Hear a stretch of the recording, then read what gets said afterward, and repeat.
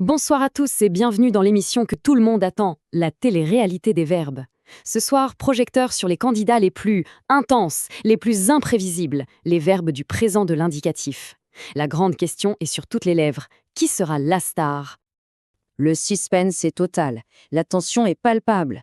Nos candidats sont là et ils sont prêts à tout donner pour décrocher le titre.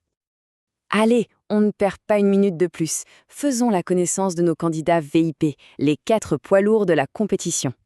On commence très fort avec le premier candidat, le verbe être. Alors lui, c'est simple, c'est la base de tout, le pass VIP obligatoire. Sans lui, on n'existe tout simplement pas. C'est le verbe de l'être, de l'existence.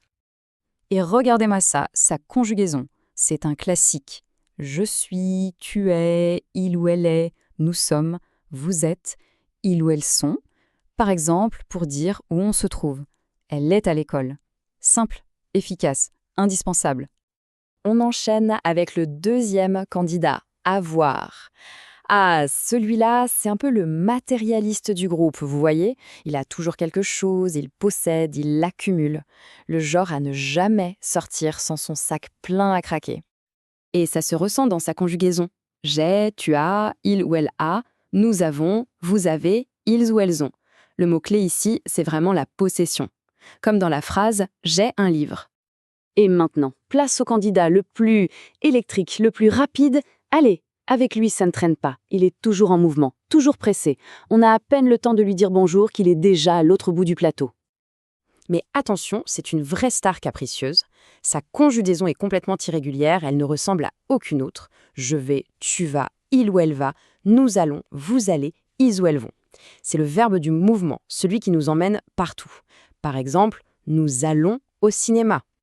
Et pour finir ce tour des VIP, voici notre quatrième candidat, faire. Alors lui, c'est le couteau suisse des verbes, l'hyperactif, le touche-à-tout. On le retrouve partout, dans le sport, la cuisine, les devoirs. Il est au cœur de l'action. Et sa conjugaison est à son image, pleine d'énergie. Je fais, tu fais, il ou elle fait, nous faisons, vous faites, ils ou elles font. C'est vraiment le verbe de l'action par excellence, comme dans « vous faites du foot ». Attention, attention, on me dit dans l'oreillette qu'on a droit à une performance de groupe exceptionnelle. Accueillons comme il se doit l'immense troupe des verbes en ER. Ils sont des milliers et ils ont préparé une chorégraphie millimétrée. Le truc génial avec cette troupe, c'est que tous les membres connaissent les mêmes pas de danse. La choré est super prévisible. Ça finit par E, ES, E, ONS, EZ et ENT. C'est toujours la même. Mais il y a un petit piège sur le dernier pas. Oula, attendez. J'en entends un au fond qui est un peu trop zélé, un peu trop enthousiaste avec la fin. Ah non, on coupe le micro. C'est la règle d'or de la troupe, la règle numéro 1. La terminaison « en » pour « ils et elles » est toujours muette. On dit « ils parlent » comme si le « en » n'existait pas. C'est un pas de danse silencieux. Bon, assez de présentation. C'est le moment que tout le monde attend, le défi du prime time. C'est maintenant qu'on va voir si les leçons ont été retenues. Prêt à jouer? C'est parti. Allez, première phrase à compléter. Le sujet est « il ». On cherche le verbe pour dire « il à l'école ». Alors? Et la bonne réponse c'est « il est à l'école ». Bien sûr, c'était notre star de l'existence, le verbe « être ». Bravo. On continue. Deuxième défi. Cette fois, le sujet est « nous ». Comment on complète la phrase « nous, un ballon ». Réfléchissez bien. La réponse était « nous avons un ballon ». Excellent. C'était bien sûr le verbe « avoir », le spécialiste de la possession. Et pour le tout dernier défi, on fait appel à notre troupe de danseurs. Le sujet, c'est « il ». À vous de compléter. Il, français. Et la réponse est « il parle français ». Parfait. Et on n'oublie pas le plus important. On ne prononce pas le ENT à la fin. Excellent. Eh bien, quelle soirée!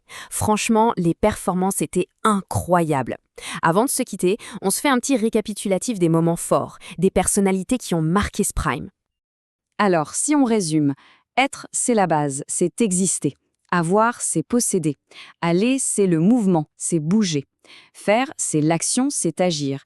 Et toute la troupe des verbes en ER, eh bien, ils dansent tous ensemble sur la même chorégraphie. Et voilà, la première édition de la télé-réalité des verbes, c'est déjà fini. Mais une dernière question reste en suspens, la plus importante de toutes. Après ce spectacle, après ces performances, quel verbe a conquis le cœur du public? La réponse au prochain épisode.